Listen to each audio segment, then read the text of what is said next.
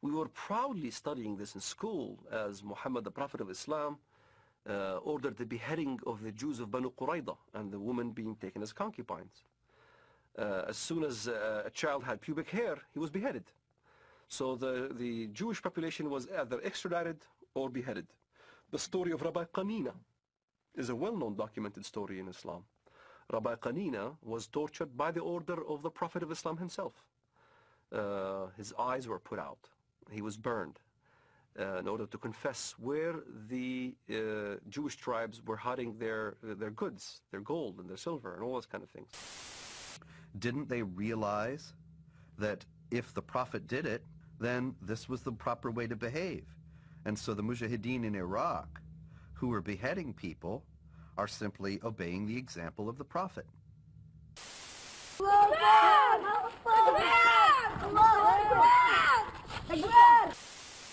Now we can see then that since the Prophet Muhammad himself participated in many battles and raids, and did indeed perpetrate these beheadings, he ordered the assassination of several of his political opponents, and he behaved in general like a typical 7th century warlord.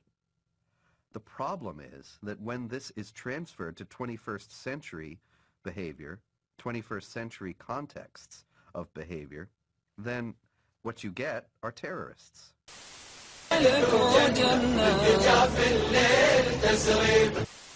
So the Prophet Muhammad is revered today in the Islamic world as the primary model of human behavior. نحن فداء الدين نحن فداء الدين. You need to understand the traditions of Muhammad. When he wrote letters to Khosroes, the Persian emperor, when he wrote letters to Heraclius, the Byzantine emperor, that said, you have 3 choices. You convert, you subjugate, or we're coming to get you. When you meet your enemies who are polytheists, which includes Christians, invite them to 3 courses of action. If they respond to any one of these, you also accept it and withhold yourself from doing them any harm. Invite them to accept Islam. If they respond to you, accept it from them and desist from fighting against them. If they refuse to accept Islam, demand from them the jizya. If they agree to pay, accept it from them and hold off your hands. If they refuse to pay the tax, seek Allah's help and fight them. So what does this mean for us? By now you're probably shocked by what has been shown to you, but it's not over yet. Surely our laws will ultimately protect us from such an insidious and anti-democratic doctrine. After all, our forefathers have fought such regimes to keep us safe.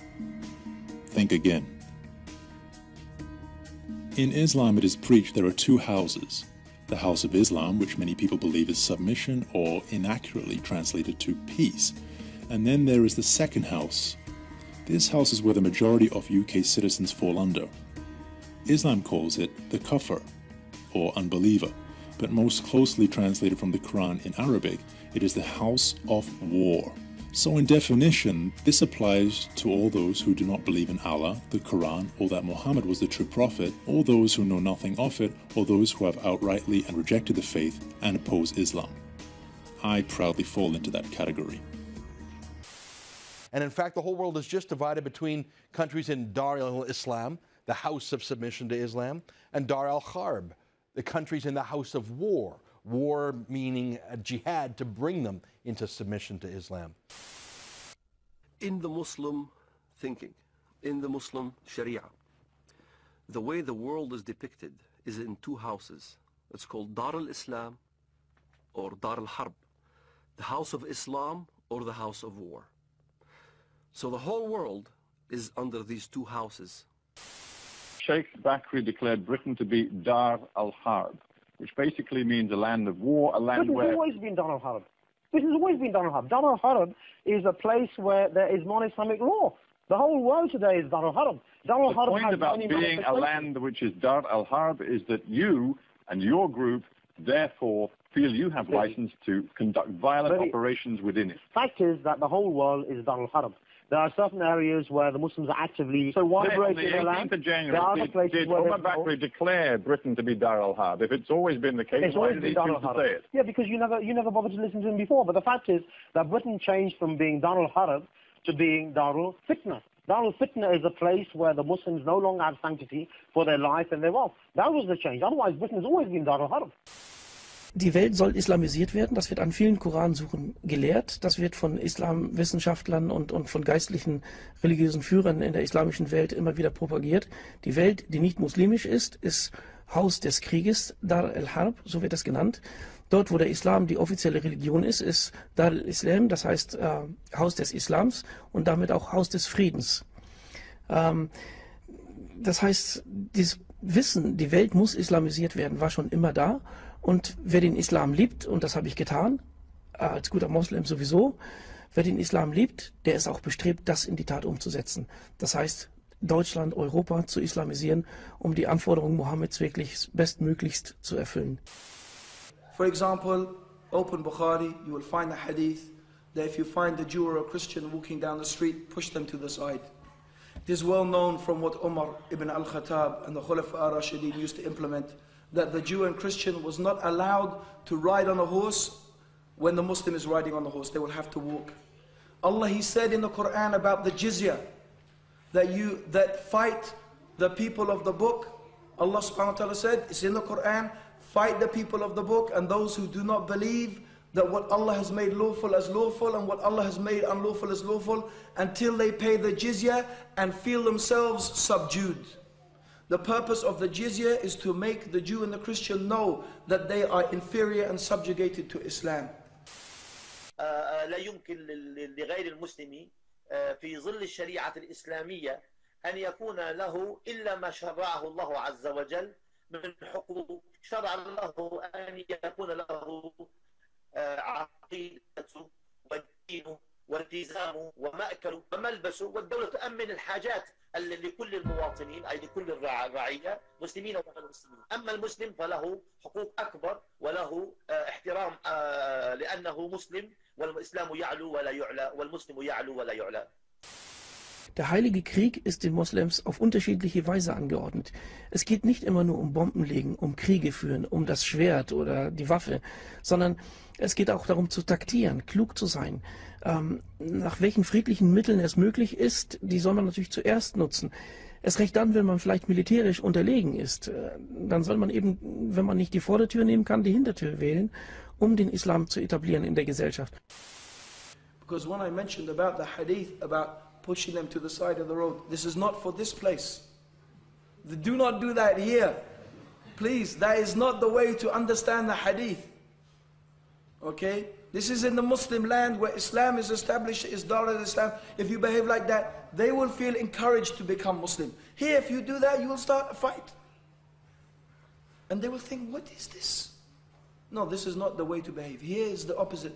You have to be kind, you have to give good character, you have to give them dawah, and so, inshallah, to befriend them for that purpose. The process of Islamization is already, of course, very advanced. And we are now entering into a different stage of it. If we don't act now, our way of life could soon become history. Muslim groups will soon begin to virulently target citizens on the streets, businesses, and anyone who dare oppose their diabolical agenda.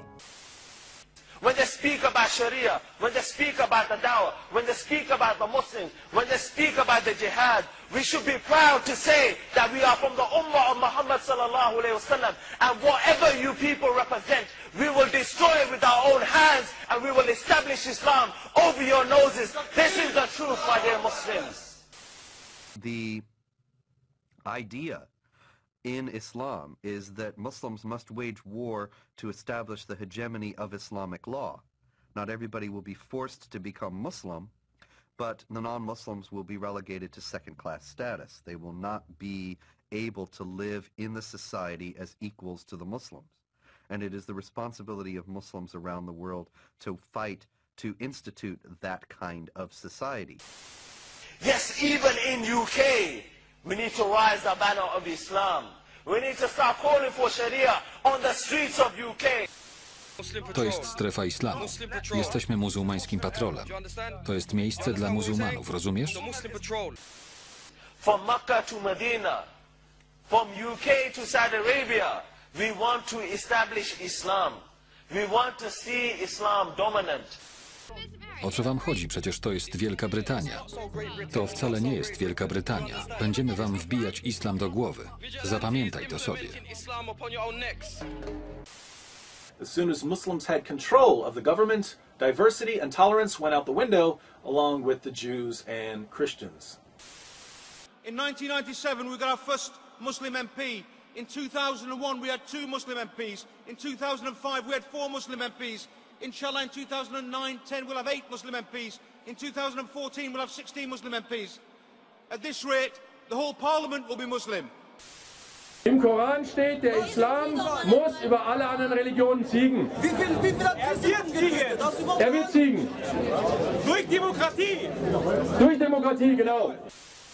Choinki nie będzie, bo zdominowana przez muzułmanów Rada Osiedlowa uznała, że drzewko jest za drogie, choć wcześniej ponad 10 razy więcej wydano na obchody islamskiego święta ofiarowania. Jeżeli Rada zdecydowała, że ma nie być choinki, to tak będzie, ale to dziwne. Dziwne wcale nie jest, mówi arabista profesor Marek Dziekan. Wszystko odbyło się zgodnie z zasadami demokracji. Możemy mieć trochę pretensji, ale z drugiej strony przecież tego ich uczymy. Islamists will demand Sharia law overrule British law, as Muslims will be in the majority. Erdogan hat es gesagt, die Demokratie ist nur der Zug, auf den wir aufspringen, bis wir am Ziel sind. Die Moscheen sind unsere Kasernen, die Minarette unsere Bajonette, die Kuppeln unsere Helme und die Gläubigen unsere Soldaten. Das hat der türkische Ministerpräsident Erdogan gesagt. Und damit ist alles über die kriegerische Ideologie des Islams gesagt. Sie wollen die demokratischen Freiheiten nutzen, um an die Macht zu kommen. Und dann werden ihre Kasernen gebaut, die Moscheen, die nicht selten Waffenlager sind. Today we're showing the true face of Islam. Our future in this country is very bright. Thank you very much. When Muslims establish a majority and achieve political power in an area, they are commanded to begin offensive jihad.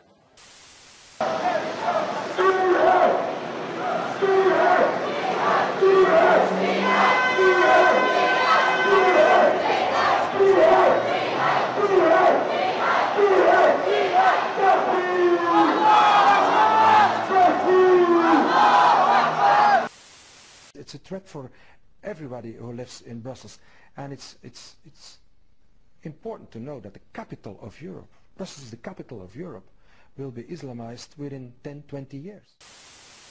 المسلمين هم اللي بيخلفوا أوروبا ما بتخلفش مما يعني إن خلال 20 سنة هيكون المسلمية غالبية ممكن تكون لها تأثير غير عادي في التحكم في القرار وفي صنع The big cities in Europe are the first places where we can see what will happen when the majority is Muslim.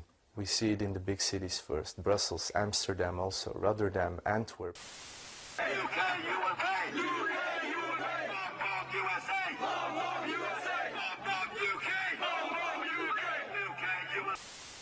I think the best prediction is that Sweden will have a Muslim majority by 2049. One of the most popular baby names is not Sven, but Mohammed. Pork has been taken off some school menus. Want to learn to drive? Here's Malmö's own Jihad Driving School. And despite Malmö's usually placid appearance, this experiment in multiculturalism has not gone well. This is the Rosengard area of Malmö, a housing project where the radicalization and crime have exploded, and fire and emergency workers will no longer enter without police protection. På vei for å slukke brann har rystet brannvesenet i Göteborg. Nå kjører de omveier for å undgå fare.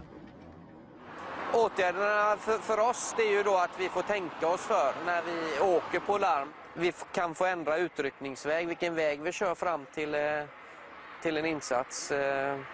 Beroende på hur det ser ut, vilket område vi är i och så vidare. Idag har vi klarat oss ifrån de brända bilarna hittills. Det är nästan som man förväntar sig några framåt nattimmarna här när det mörknar nu då. Men idag har det inte varit några än så länge. Men så kommer meldingen. Nok en påsatt brann på Hisingen i Göteborg.